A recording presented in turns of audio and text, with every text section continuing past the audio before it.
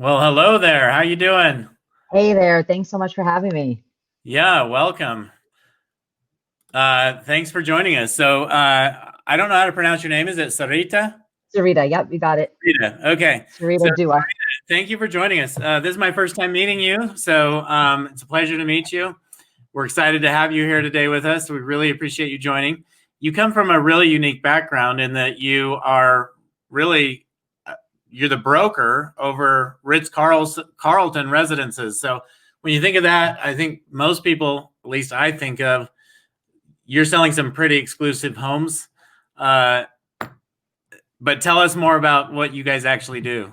Sure. Yeah. First of all, in Oregon, everybody's a broker. So I think around the country, right, you think of agents and then you think of brokers as being management or owning franchises, et cetera. In our vernacular, everybody's a broker. And Okay. then if you're a managing broker or a principal broker, so that's just one subtle thing. And I think, one of the sort of the takeaways already from the last day and a half of content here is really just kind of making hay when the when the sun shines and kind of pivoting and doing what you need to do. And so I've been in Portland 20 years now, in real estate for 16, really strong referral based buyer business. Obviously because it's referral based, I do listings and I do buyers, but really know the market from a buyer perspective. And I'm enjoying what COVID and stay at home has brought us in terms of having to get creative and now having to really sharpen our toolkit that we can win in multiple offer situations. But then, yes, separately, we do have the Ritz-Carlton residences coming to Portland in 2023. We've broken ground, and it's a 42-month build, so we're on track for Q1 2023. It will be the first five-star hotel in downtown Portland and the first Ritz-Carlton branded residences in the Pacific Northwest. So very Wow. excited to be the exclusive broker for that. So managing all the different hats, right? Being a luxury broker, but also understanding the market today and where we need to be today. We are definitely in reservations for that project and have a lot of excitement with that as well. So, like, that's everybody's dream to win a project like that. How did you guys do that? Well, I think part of it is, and this is one of the things I've been talking about in the content that we'll be talking with multiple offers is I think having the confidence to go for it, right? I think we have imposter syndrome a lot of times, like, oh, I can't interview for that, or I don't have this background, or there's 15 offers. How's my buyer going to win? And I think the first thing is truly believing that, you can make a difference. And if you don't have what you might lack in experience, you bring innovation or a different way to look at it or just a different perspective. I had just finished up an executive MBA at MIT. In fact, I just graduated in May. I was one of the few people that joined that program because I didn't want to change my career to learn. The problem is you never go into something saying you're not going to change because you change and Yeah. you can't unsee things once you start thinking big. So Growth I kind of creates change, right? Growth creates change. absolutely, absolutely. And so being prepared and kind of having a mindset of also them on what it would take to succeed, and having a lot of data as to who our buyer is and what our competition is from a buyer broker perspective is knowing the persona of that buyer. What watch do they wear? What do they drive? How do they vacation? That helped me secure that project, but also is helping me marketing it today with the right brokers and the right clientele. Okay. So I'm really excited to dive into our topic today, to win in multiple offer situations. I would think that this is probably the biggest challenge any real estate team is facing today because it used to be you might have multiple offers with two or three people. Now it can be 20 or 30 different offers. Very unique situation. Somebody described it to me as it's like we're all drinking out of this pond in the middle of the desert, and the pond just keeps getting smaller and smaller and smaller. And Yep. so, how do we make sure that we're the ones getting a home? And so, now more than ever, it's so important that a buyer selects an agent who can really make a difference in getting them into the home they want, because it's not easy. And so, geez, hearing your tips on how do we do this, what do we need to do, and how do we train our buyers agents? to make sure they're doing the things they need to do so that they can win in these multiple offer situations where there's 20 or 30 offers.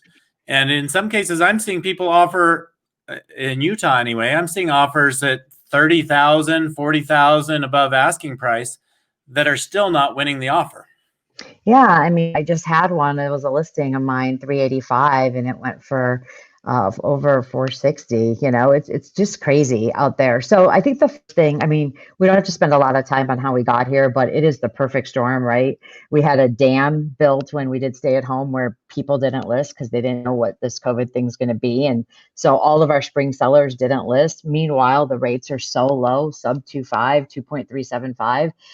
And ironically, if you have job instability, you almost want to buy a home even more and get placed before, because if there's a layoff, you might be off track for a couple of years. So this is kind of creating this perfect storm of nothing to buy and everyone wanting to buy it. And so what I'm loving, Brian, is I think, quite frankly, I don't know if you remember being a new driver, and I remember getting my driver's license, volunteering to go get milk for my mom or go get bread from the grocery store. We were so excited, putting the keys in, shifting into drive, the car kind of moves itself. We were really aware.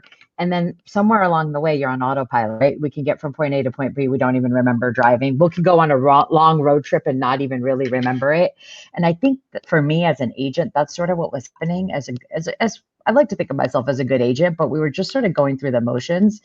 And this time more than ever has had me really kind of check myself and get excited again as to what our craft is. So I use this sort of framework, 3 C's. The first C is confidence, actually having the confidence and not being intimidated by the situation. It really does boil down to expectations, right? You have to set expectations with your buyers that, listen, when you're 20 offers and you're wanting to go off of asking price, like below asking price with nothing down, where's the teeth in this? Where's the skin in the game? I'll tell them straight up. I can't tell them exactly what the price would be that it'll take, because if I knew that, I'd be in Vegas counting cards, right? But I can tell them if there's 10 offers, that it's likely going to go above asking and probably not just a little bit above. And so I'm pretty good at telling them what won't work. So setting expectations with them that, hey, it's going to work the way it's supposed to. And, if you do everything right, but short of robbing a bank, if we lose to someone that's all cash or 50% down and they remove every contingency there is, at some point we just can't compete. And that one wasn't going to, we're just not going to, it's not meant to be on that one. On the other side of it, though, is just having the confidence to share with them what it takes. And I think one of the biggest mistakes we all do is we focus on the price much, and there's so much more to an offer than the price. So I tell them the 5 parts of an offer is price, earnest money, down payment or loan terms, close date, and miscellaneous. Miscellaneous means inspection period, appraisal contingency. What are we going to do about repairs? They're going to be a rent back. That miscellaneous bucket matters now more than ever. And there are several ways to make an offer stronger without actually upping the price. So, I think that, I guess the first takeaway here is to be a really great student of the game, know how to write offers, know the mechanics. I use this joke, we learn how to multiply in 3rd grade, but we learn adding in kindergarten and 1st grade. And once you realize multiplying is so much faster, it's why didn't we learn multiplication first? It's because you need to know the basics. Know the basics of an offer. Know that sale agreement airtight. Know our job is at being a restaurant and giving them the menu of everything they can do. They may not remove every contingency under the sun, but if they're willing to pay $50K over asking, they probably would have been willing to waive repairs or limit repairs, but maybe their previous agent didn't tell them that that's something they could do. So at least giving them the full menu of different things they should be considering, and then leaving it up to them, the buyer, and their motivation for that house as to which levers they're going to use. So I think that's the first step, is just being confident, knowing that, you have anecdotes and stories and examples of how they can win beyond price. And then to me, the second part And Before and then I'm okay. Go ahead. Yeah. before you move on from that, I just have a question for you. You talked about like waiving repairs, somebody not waiving repairs. Like, how important is it that you communicate as a buyer's agent, that you communicate with the listing agent and find out what's important to You're that? cracking me up because we obviously did it in our pre-talk because you were clarifying pronunciation of my name. You're leading me right to my second C, which is communication. So the Perfect. main thing I do is after I tell the buyer these are the things to start thinking about with the offer, I also give them the out, right? Like, I know you're thinking about this house. Is there any concerns you have? Like, you've slept on it now. Like, what are the issues you have? While I task them to think about price and some of the mechanics we talked about, I tell them now I'm going to go talk to the agent and figure out everything I can. And then I call the agent and I just introduce myself. I just say, hey, my client Brian is digging your house, 123 Main Street. What can you tell me besides price that will make this a win for your seller? And then I like to talk. I'm a Leo. I will bite my tongue till it bleeds so that I don't talk and I just listen. It is amazing to me how much they tell you. I've had agents tell me literally the price it has to be. I have some agents tell me, hey, they don't know where they're going. Well, the minute I hear they don't know where they're going, that means some flexibility, a rent back, some time after close would likely be, welcome for them because they have a little bit of risk in that they don't know that we're making them homeless and they don't know where they're going. Or they had 3 sale fails. So now for them, they could care less about price. They want to know every single way that this thing can fall apart and what are we doing to bulletproof the transaction. Guarantee. So yeah, Yeah. go ahead. Yeah. I just said, yeah, they just want to guarantee. Give me a guarantee this is going to close, right? That's that at that point, that's all they care about if it's falling apart sometimes. I tell my sellers when I list a house and I tell my buyers when we're writing on a house, like the sellers want 2 things. They want the best price and they want the lowest risk. They want the highest probability that this horse is going to cross the finish line. And that's a combination of terms, great lender, amazing agent. It's unfortunate, but you can't wake up and be a good agent today. You've actually had to be a good agent and have a great reputation throughout. You can't be one of those agents that's like sort of known to be a shyster and then all of a sudden try to turn the leaf. And so just be a good, honest, responsible, responsive, high integrity agent that has a good reputation. Because many times, truthfully, if we were just playing on price, it would be Price is Right, right? Like the highest offer wins. Yeah. But that's a tough game. It's a game show. We don't know, what the price will be. So we look at price, but we look at other parameters. And sometimes they'll take escalation clauses. Sometimes they won't. Sometimes we can do a love letter. Sometimes for fair housing, the seller doesn't want the love letter. So, and the listing agent won't take them. So I think the truth is there are many times where I've gotten the call and they've said, hey, Sarita, your client isn't the highest. You were 4K away or you were 8K away. But we know you, we've worked with you before. We like so many elements of your offer. Would you either bump up or could you match this term? Now, again, it's not exactly what we offered that we said was best and final, but my buyers in that situation are thrilled because now they had the first right of refusal, right? They at least had the option. They could either match it or walk away, but at least they're in the game and it's their decision versus just the seller's decision. So that Yeah. communication, Brian, is so key. And I got to be honest, it's embarrassing to me as a 51-year-old with millennial kids that are 19 and 21. It's embarrassing to me as agents. We're forgetting that as agents, we prefer to each other. We're forgetting the art of conversation and picking up the phone. And Yep. when you pick up the phone, you don't realize that every conversation you have is rapport building. I get it. I mean, I get a call from Marriott or some timeshare every minute. Like, I get so much robocalls that there's a lot of us that don't pick up the phone real time. However, even if that agent is too busy and you offered to talk and after multiple attempts, then you're texting.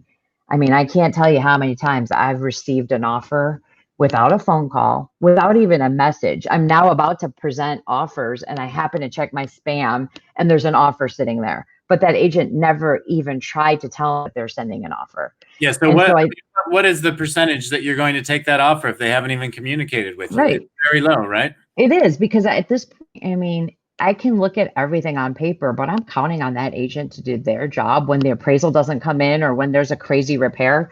It's that agent coaching the buyer. And if I'm not communicating with them, I don't know enough about their ability to do it. I had one situation where it happened to be my listing, multiple offers. I got my managing broker involved, so there'd be no conflict of interest. But my buyer's agent happened to write on our listing. We were not the highest offer, but the highest offer didn't call us, used the wrong form. I mean, literally had a septic tank form when it was just public sewer line, like didn't know how to fill out the paperwork. Yeah. And I just presented it to the agent. I'm like, hey, just so you know, like this one's 5K higher, but like there's a little bit of risk here. And I'm not, I'm just telling you everything. This is a spreadsheet here.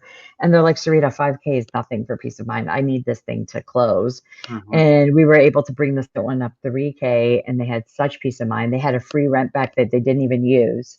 But it just, they were, definitely risk averse, didn't want to take the risk. So we left it to them. But prices and everything, and it is amazing to me. I mean, I know if I told the audience, but like I know I'm not the only one that's had this happen where you get offers and you haven't had a conversation, or people not even attempting to present.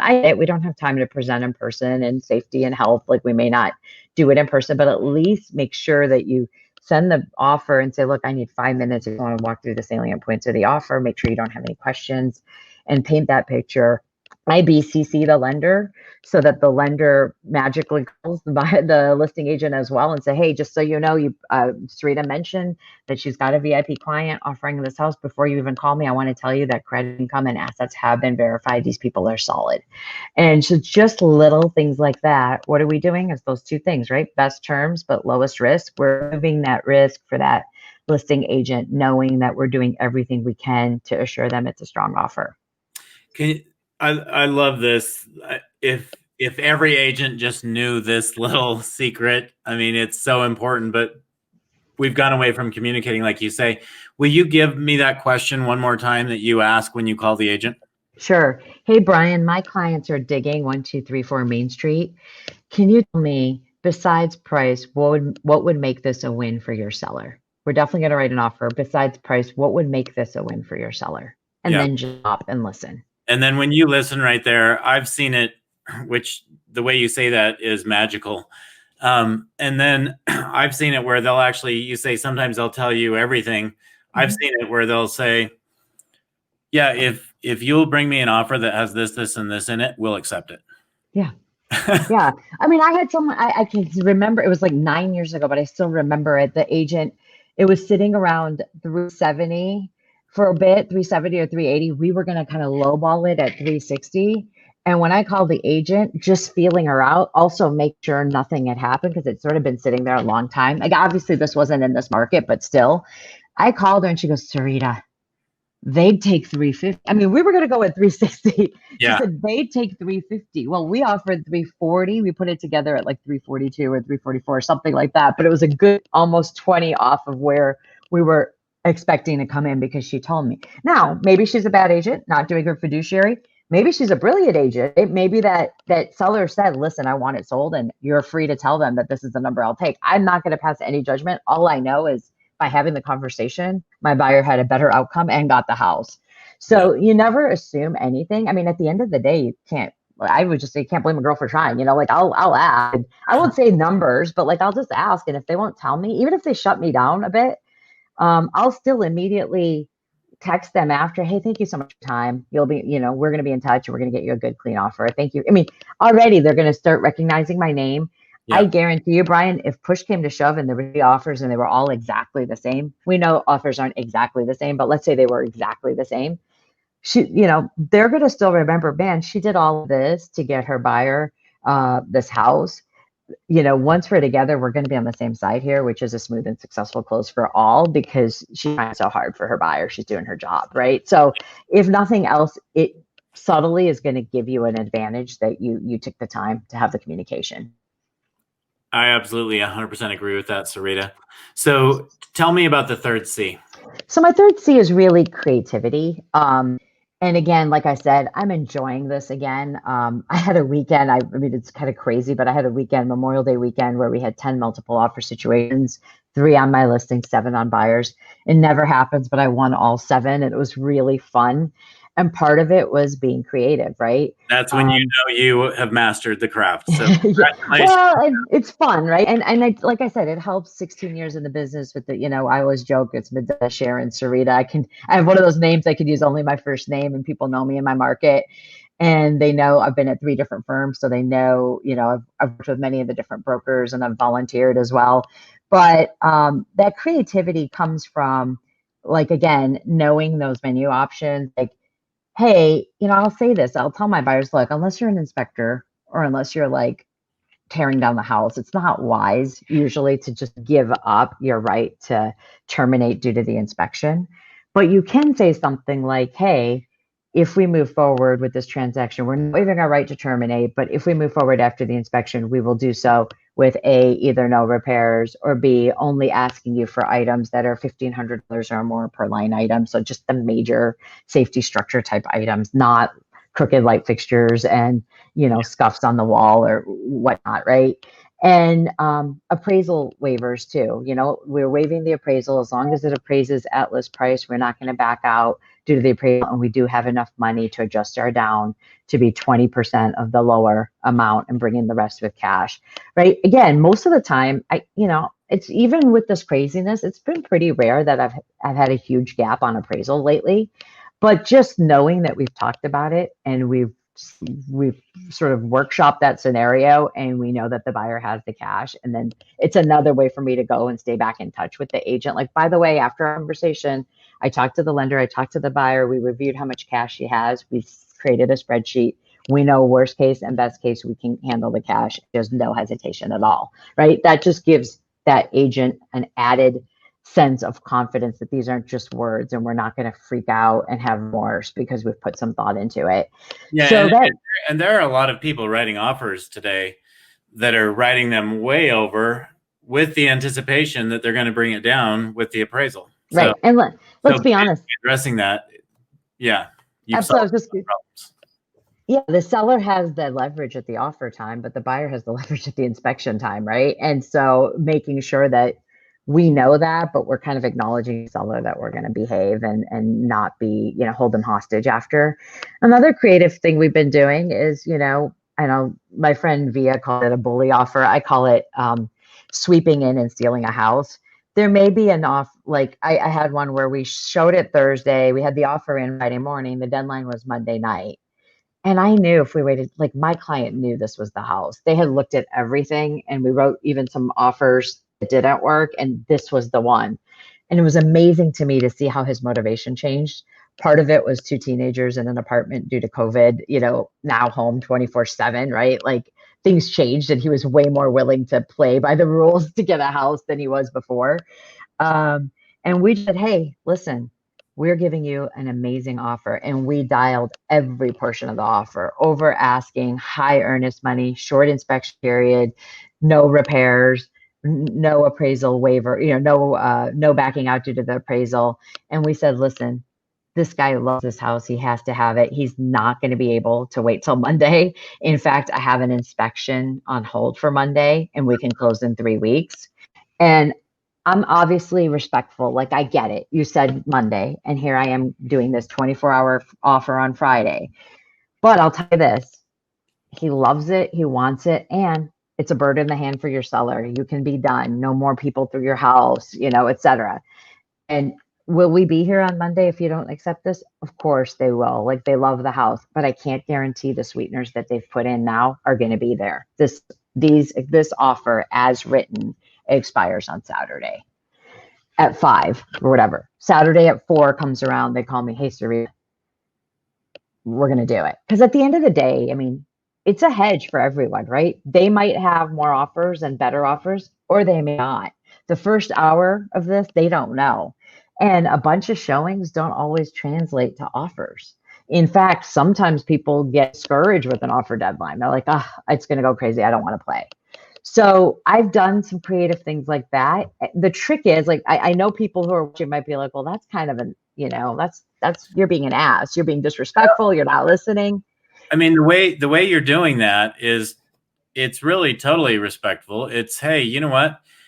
Here's an offer that is, you're giving them the highest confidence that it is going to close and close quickly. Exactly. Yeah. And honestly, like, full disclosure, we couldn't even meet the terms if we waited till Tuesday, right? We had such a compressed timeline. Part of it was accepting it right away, and it was a bird in the hand, and they can take it or not. But the trick with doing that stuff, especially when you're like literally blowing off the rule that has been set up right for you, which is a deadline, is Yeah. to do it respectfully, right? My client has instructed me to put this in front of you. We hope it works. We understand if it won't, but like, if nothing else, the message you have here is they want this house and they're willing to pull out of the stops. We'd love to have a conversation. And so here you go. And it's amazing. Like I said, people get a chance to sleep on it. They see all these offers. They're exasperated by the whole thing. It's stressful for everybody. And I've done that multiple times this year, and it's worked. But you just have to do it, professionally and respectfully, and not. I think sometimes as agents, we forget we're not on title. It's not we, it's our client, right? So we get a little emotion. Sometimes our egos sometimes come into play. At the end of the day, we're working hard for our clients. This isn't about us. And we have to just, again, give our clients a choice and see if this is something they want to try. But my client knew right away. Not only did they know this was the one, they also knew at a certain level it wouldn't work for them. Like, they were willing to go above asking and pull out all the stops, but if it would have gotten out of hand, it would have been too rich for their blood. They did have a limit. They were very motivated by the conventional limit of 510, 400. So every dollar over that is money out of their pocket, right? So at some point, even though they were well approved for hire, to not go into jumbo territory, it's like they really wanted to keep it at a number that would work for them. Yeah. Well, there's one thing that's really obvious that I've discovered in the last 30 minutes, and that's what an amazing agent you are. So Thank you. Congratulations on that. I'm wondering, geez, I think a lot of people listening right now would be like, hey, I wouldn't mind her spending some time with my team. Is that something you'd be open to if somebody wanted that? I would love that. In fact, I've been doing this training a little bit ad hoc and getting some good feedback on it. And I think it's so timely, so that if anyone did want to have me speak or take some of this and expand it beyond 30 minutes, it'd be an honor. So just reach out to me, find me on Facebook. My handle on my website is AskSarita, AskSarita.com.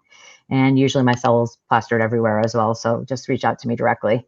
Okay, so AskSarita.com, and you have access to Sarita to just work with your team to make sure they've mastered this. So some great tips. I really enjoyed having you with us today. So thank you so much for coming on and joining us at the summit. Thank you. This summit's been really just first class all the way. It's an honor being part of it. Thanks, Brian. Yeah, great to see you. Take care. Bye-bye. Goodbye.